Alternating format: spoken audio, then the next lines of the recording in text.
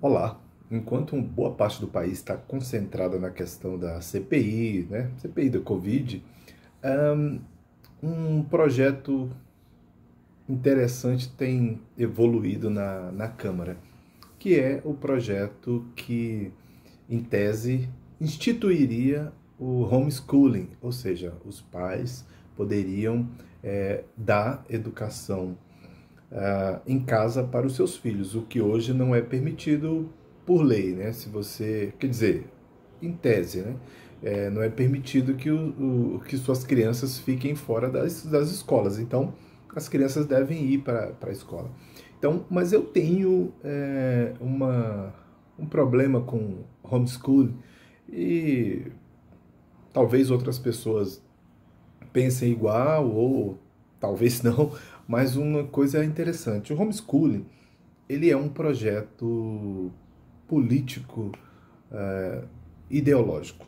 Isso não tem dúvida, né? Eu vou só voltar aqui um pouquinho e contar que aqui em Brasília, algum tempo atrás, alguns anos, mais de década, tinha um político, ele é político ainda, né? E ele na época era deputado distrital e como sendo empresário do ramo das escolas, né, particulares, ele criou um projeto chamado Cheque Educação.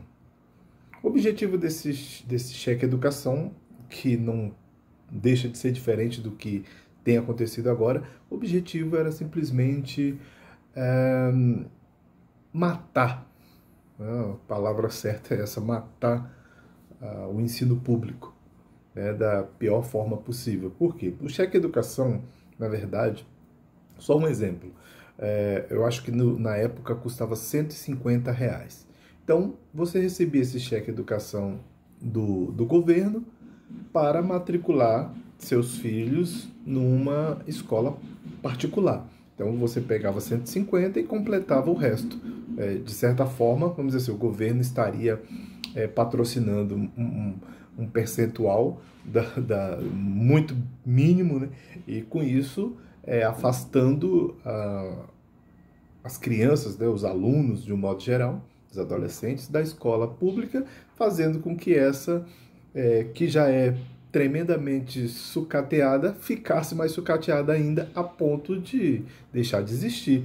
Era esse um dos objetivos, né? Era um grupo de empresários do ramo da educação aqui no Distrito Federal que propuseram este projeto e levaram à frente. O objetivo agora também da aprovação do homeschooling é também político ideológico, né? É uma máxima do governo, do atual mandatário, inclusive, fazer com que as crianças permaneçam menos tempo na escola. Porque permanecer na escola não é apenas só porque você vai lá cumprir uma obrigação, porque infelizmente isso é meio que um cumprimento de obrigação, quando na verdade deveria ser uma tarefa mais lúdica, né? Não só de aprendizado, como também de interação. E esse papel da interação ele é importante.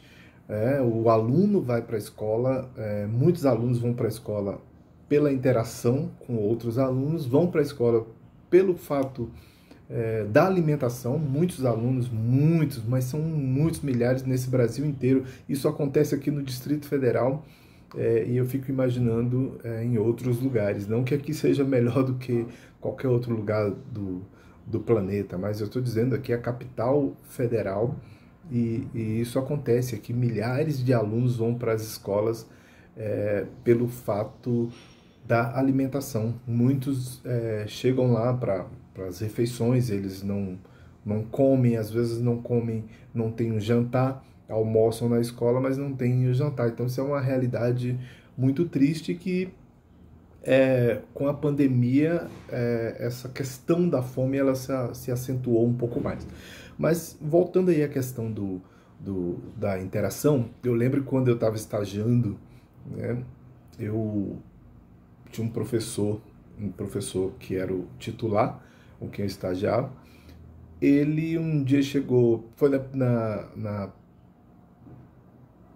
segunda aula, exatamente, na segunda aula.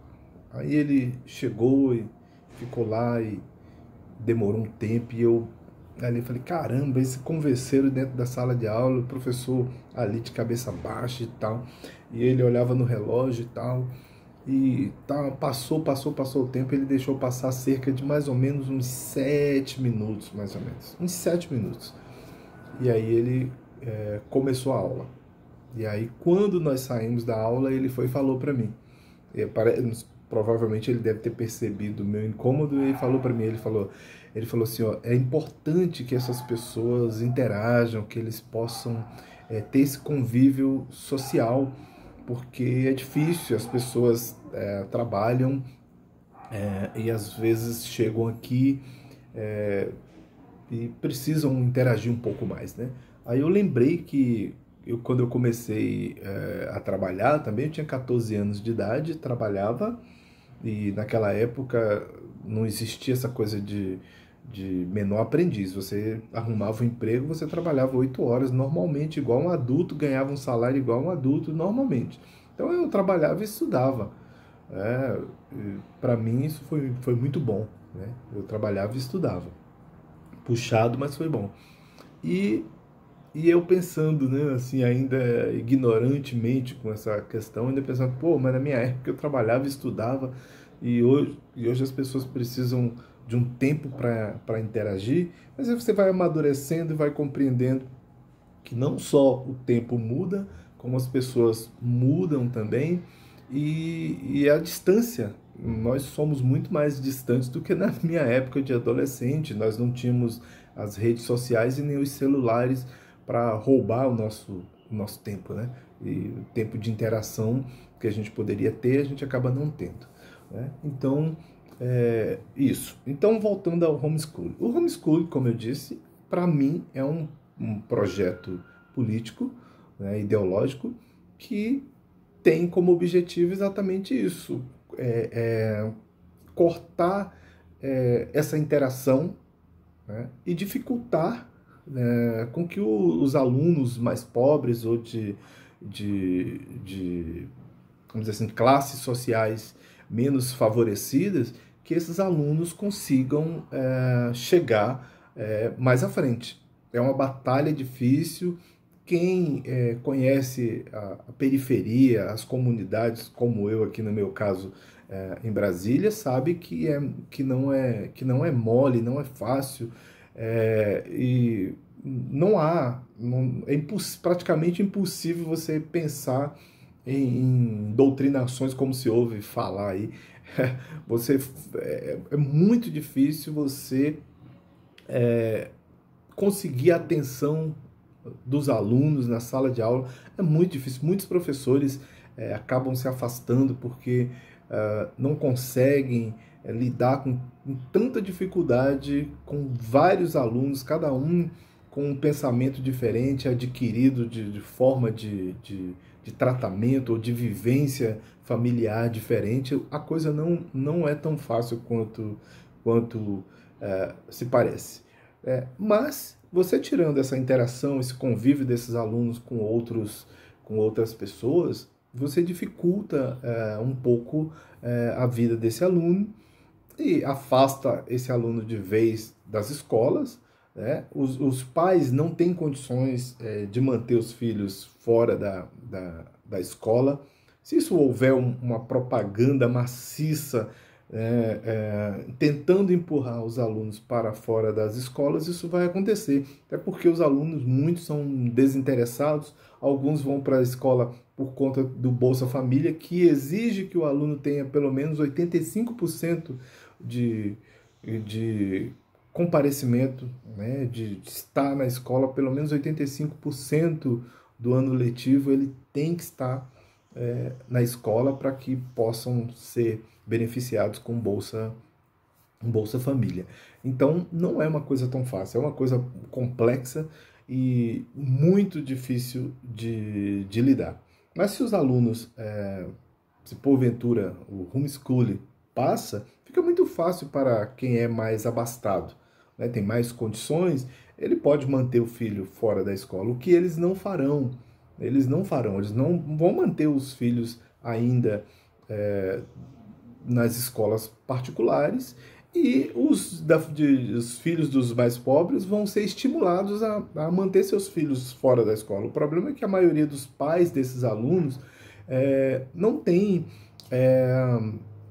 bagagem para ensinar seus filhos em casa, e muito menos dinheiro para pagar um tutor, né, para pagar um bedel, né, um disciplinador, um orientador, né. Ele não tem condições de fazer isso. E aqueles que têm podem tanto manter os filhos na escola particular, como pagar um tutor, se assim desejarem. Fala assim, olha, vamos pagar, ou vários, né, um professor de matemática, um de química, um de física.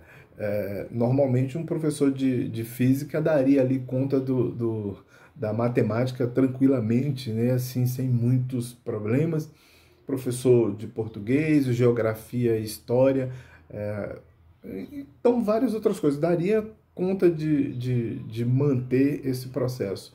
Mas quem não tem condições, quem não tem dinheiro para manter os filhos em casa estudando, vai ser muito difícil. A gente percebe, inclusive, umas coisas que a gente acha engraçado nas redes sociais, de áudios dos alunos mandando para os professores, os pais dos alunos também mandando áudio para os professores, reclamando de que eles não dão conta. Por quê? Porque não tem instrução suficiente para manter seus filhos em casa, ensinando-os, que não é uma tarefa fácil, principalmente quando você não tem essa bagagem intelectual para manter seus filhos em casa estudando.